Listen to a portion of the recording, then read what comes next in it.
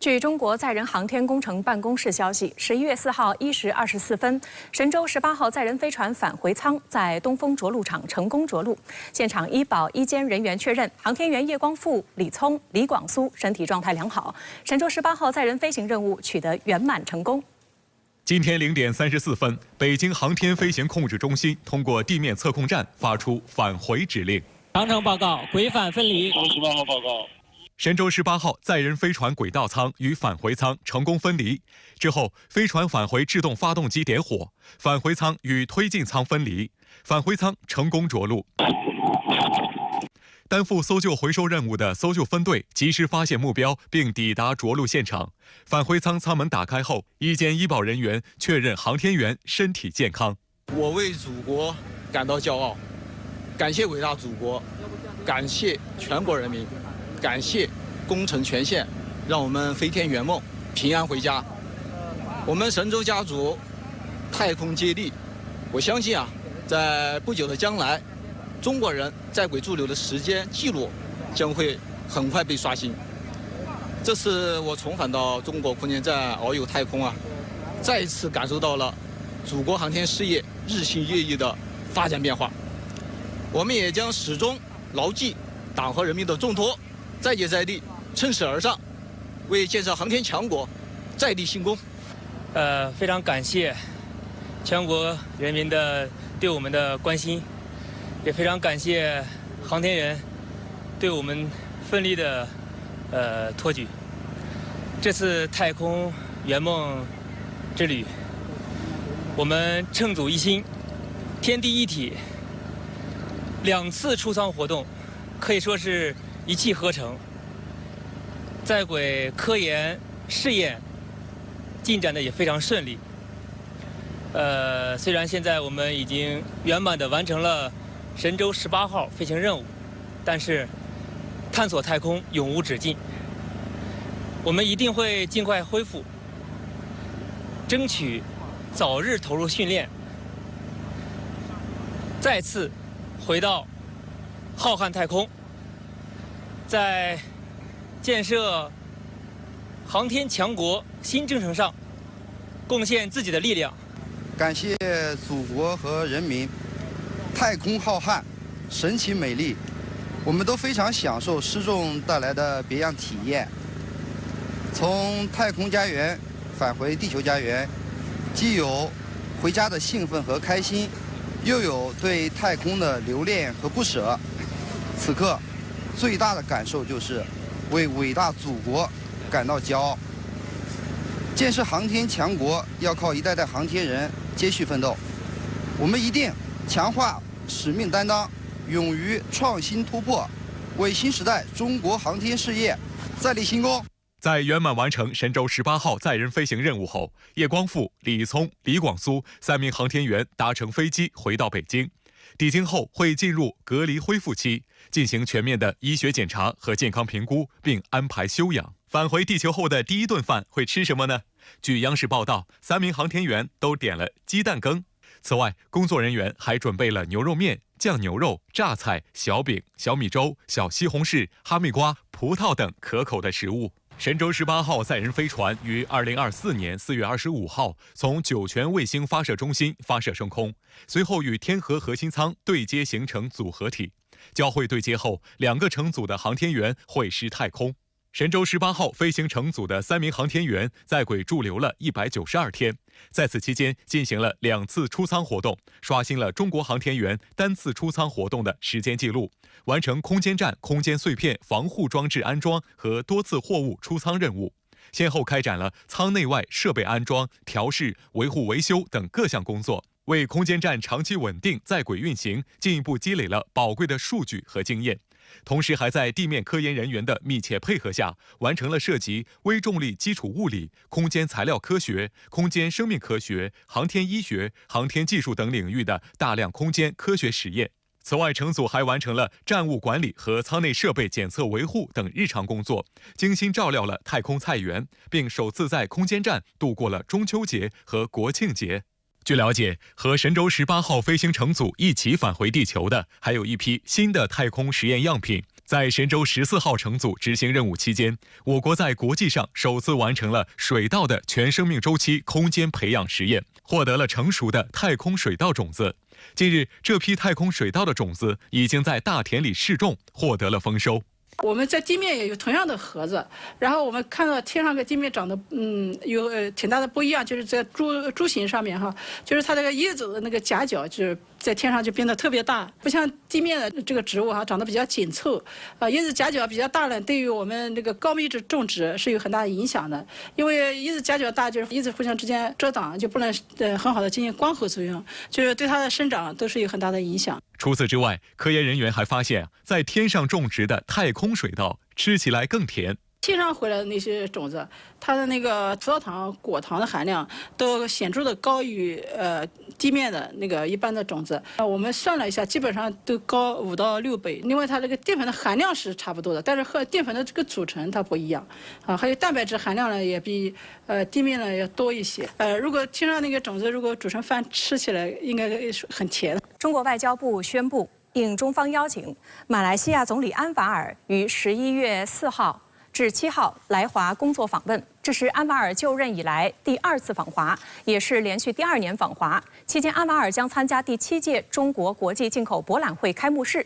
值得注意的是，就在出发前，安瓦尔透露自己当面回绝了美国方面要求马来西亚选边站队的呼吁。马来西亚是今年进博会的主宾国之一。马来西亚外交部称，安瓦尔将在开幕式上发表主题演讲，为马来西亚馆和马来西亚中华总商会展馆主持开幕。值得一提的是，马来西亚已连续7年参加进博会，成为中国进博会开办以来的全勤生之一，且是今年唯一一个担任主宾国的东盟国家。马来西亚中华总商会在第7届进博会预定了500平方米展位，较上届的参展面积进一步扩大。中马总理将在上海举行会谈，延续中国国务院总理李强今年6月访问马来西亚时的讨论。随后，安瓦尔将前往北京。这次随安瓦尔访华的还有马来西亚外交部长莫哈默哈山、投资贸易和工业部部长东姑扎夫鲁以及人力资源部长沈志强。就在出发前往上海前，安瓦尔进一步释放对华积极信号。在一场活动上，安瓦尔透露自己当面回绝了美国方面要求马来西亚选边站队的呼吁。面对布林肯，安瓦尔表示，不要教我们怎么做事，我们是一个独立的主权国家。他还强调，希望吸引来自欧美、中国、印度、俄罗斯等各国的投资。安瓦尔这个表态释放了一个非常强烈的信号，也就是说对照这种大国的竞争那么马来西亚态度是非常的明确的，就不在大国之间选边站队，这表达了马来西亚政府的一贯的立场。安瓦尔是在10月10号与老挝万象举行的东盟峰会期间与布林肯举行会晤时做出上述表态的。此前，安瓦尔曾明确表态，希望加入金砖合作机制，并且已向巴西总统卢拉表达了明确的加入意愿，而此举却牵动了美方的敏感神经。事实上，这并非安瓦尔首次公开批评美西方强迫他国选边站队。今年3月，安瓦尔在与澳大利亚总理阿尔巴尼斯双边会谈中，当被问及有关美国对马来西亚与中国关系的批评时，他也谴责了西方日益高涨的恐华症浪潮。But we are an independent nation. We are fiercely independent. We do not want to be dictated by any force. So whilst we remain to be an important friend to the United States or Europe and here in Australia, they should not preclude us from being friendly to one of our important neighbors, precisely China. Well, that was the context. And if they have problems with China, they should not impose it upon us. We do not have a problem with China. 作为南海周边的国家，安瓦尔多次公开反对域外势力介入南海问题。近日，他还在接受半岛电视台采访时，驳斥了记者麦赫迪·哈桑有关南海问题的诱导性提问。You talk about South China. Yeah, South China say we have issues with all our neighbors. But why single out? No, why single out China? That's why I said this is the discourse of the West. Hold on. No, this is the discourse of the West. Issues, neighbor issues, boundary issues with China and the Philippines and Indonesia and Singapore and Brunei and Thailand. But we don't go to war with these countries. We engage with them, we discuss with them. So is with China. What's the solution with China, by the way? Bilateral, multilateral. ASEAN, we continue to negotiate. 现年77岁的安瓦尔于2022年11月当选马来西亚第10任总理。安瓦尔的从政之路十分坎坷，与前任总理马哈蒂尔是师徒关系，但两人之间的恩怨持续多年，直到2022年才有所和解。安瓦尔正式接棒马哈蒂尔。然而，在处理对华关系上，安瓦尔坚定延续了马哈蒂尔对华友好且不选边站队的政策。宣誓就职后，安瓦尔立刻表示，提升与中国的双边关系是马来西亚的优先事项，他不会让两国关系只维持现状。不在这种大国之间选边站队，实际上这是马来西亚的传统的外交的政策。我想安瓦尔作为马来西亚的政府的首脑啊，他们也是继承了马来西亚的这种传统的外交的这种政策，因为实行大国平衡战略，不选边站队啊，也符合马来西亚自身的国家的根本的利益。年内第3次访俄的朝鲜外相崔善基与俄外长拉夫罗夫本月1号在莫斯科举行了战略磋商，双方表示将推动关系再上台阶。而就在俄朝发布公告隔天，美日韩突然开展联合空演，美军还出动 B-1B 战略轰炸机，展现美韩同盟一体化的延伸威慑。对抗情绪螺旋升温，半岛局势会否一触即发呢？美日韩3国3号在济州以东的日韩防空识别区重叠空域举行联合空中演习。韩国联合参谋本部直言，演习旨在反制朝鲜本周发射火星炮19型洲际弹道导弹，应对日趋升级的朝鲜核岛威胁，并展现美韩同盟一体化的延伸威慑执行力和美日韩在安全合作方面的坚定意志和力量。深圳卫视注意到，朝鲜射弹当天，美韩就举行了大规模联合空演，双方共有110余架有人及无人军机参演。而在3号的演习中，韩国出动主力战机 F-15K 和 KF-16，日本航空自卫队派出 F-2，美国则派出 F-16多用途战斗机以及重磅战略武器 B-1B 轰炸机等。韩联3强调，此次演习是以 B-1B 在美日韩3国战斗机的护卫下前往目标地点，展开迅速、准确的打击假想目标的方式进行。韩联3还提供了一张去年12月20号美日韩联演照片，3国出动机型与此次基本一致，美军 B-1B、F-16和韩军 F-15K、日本 F-2一起飞越济州岛。观察指，此类联演旨在提高3国空军的作战协调能力和应对紧急情况的反应速度，而 B-1B 的加入则增强了演习的远程打击和战略威慑能力。B-1B 战略轰炸机最大飞行速度达 1.25 马赫，最大航程 1.2万公里，从关岛飞至朝鲜半岛仅需2小时。这是 B-1B 今年以来第4次飞抵朝鲜半岛。6月 B-1B 参加美韩联演时，还曾与2架韩国 F-15K 合作投掷了超200公斤重的捷达姆精确制导炸弹，展现对纵深标的的精确打击能力，剑指朝鲜战略目标意图明显。而此次演习也是美日韩年内第2次联合空演。今年4月联演时，美军派出的是轰炸机3巨头的另一款 B-52H 战略轰炸机参演。韩联3指出，今后美日韩3国将基于紧密合作，逐步扩大安全合作，遏制和携手应对朝鲜威胁。朝鲜外务省发言人1号就发表声明称，美韩将半岛推向战争境地，朝鲜别无选择，只能继续努力增强自卫能力。发言人指责华盛顿和首尔今年已策划了20多次战争阴谋，进一步细化万分危险的核战争脚本，谴责和反对敌对势力无法无天的双重标准和贼喊捉贼的诡辩。发言人强调，试射新型洲际弹道导弹火星炮19完全是朝鲜行使合法的正当自卫权。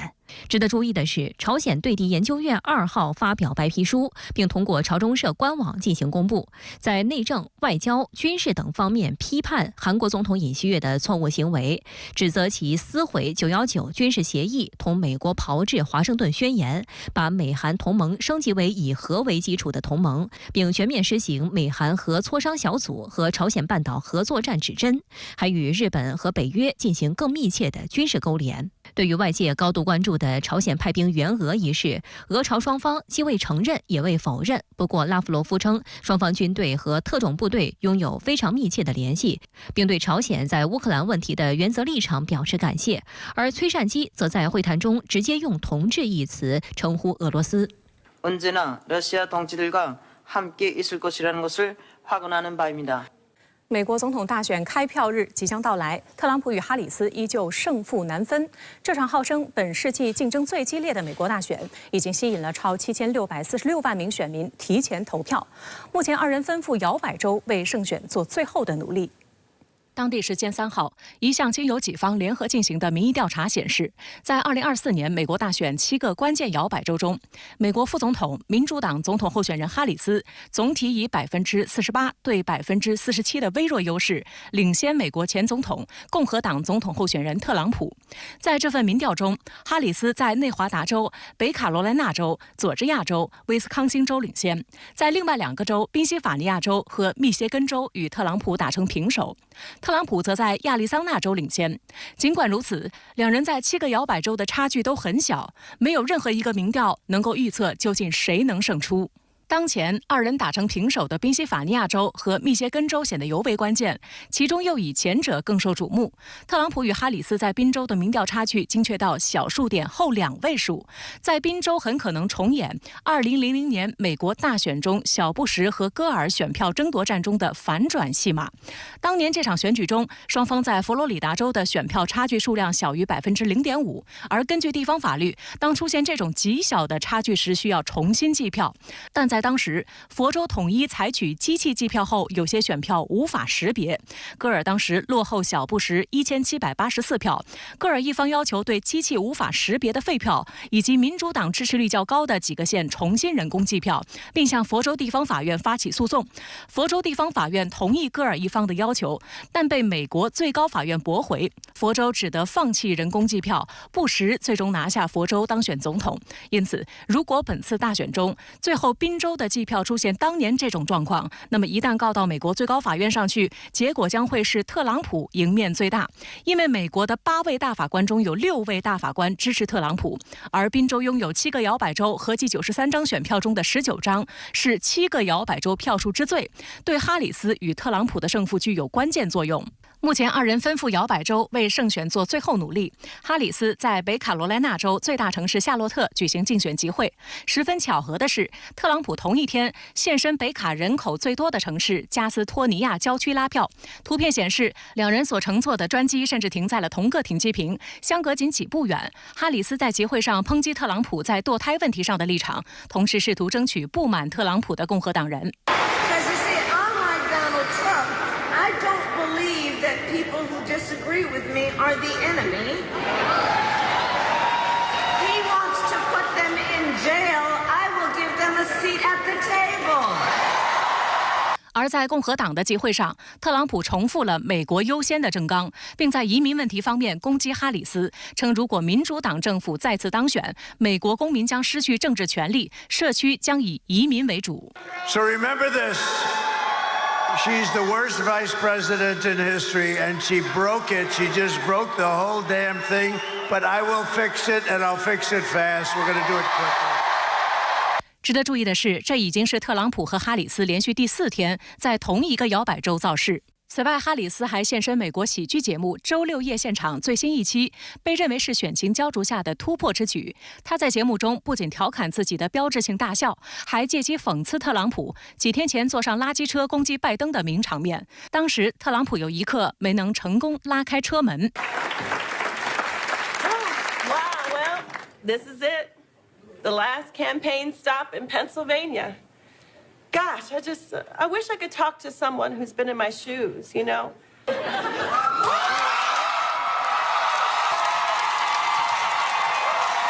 It is nice to see you, Kamala, and I'm just here to remind you, you got this. Because you can do something your opponent cannot do. You can open doors.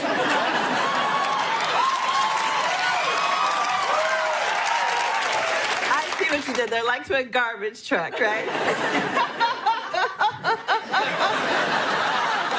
I don't really laugh like that, do I?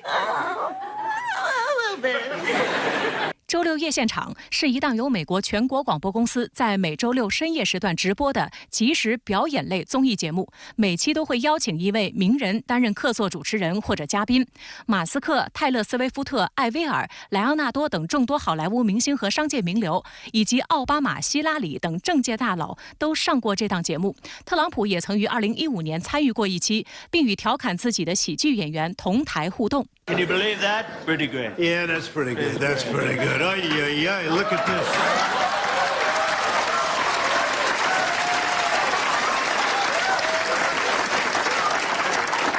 美国总统拜登也在加码助力哈里斯。在2号宾夕法尼亚州的一场对工会工人讲话中，拜登再次提到特朗普及其共和党朋友，直言这些人应该被打屁股。But I'm serious. These are the kind of guys you like to smack in the ass.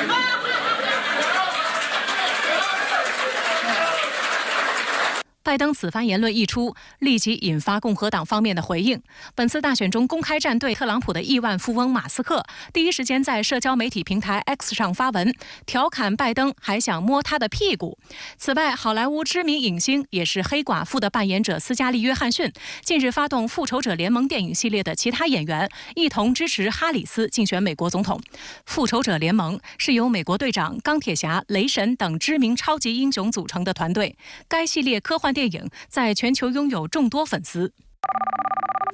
Hi, you guys. Hi, Avengers. Hey, Scarlett. Jumping on the call. Whoa. I think you mean assembling. 美国大选投票日即将到来，民调显示特朗普和哈里斯几乎打平。这种情况之下，外国领导人最好的选择就是做好两手准备。比如乌克兰总统泽连斯基，他此前访美时就跟特朗普和哈里斯分别见了面，当然见面的气氛有所差别。欧洲大部分国家、日韩等美国盟国也是如此，一方面跟拜登、哈里斯政府联系，一方面悄悄地寻求与特朗普团队培养关系。这种情况下，匈牙利总理欧尔班公开支持特朗普，就显得非常另类了。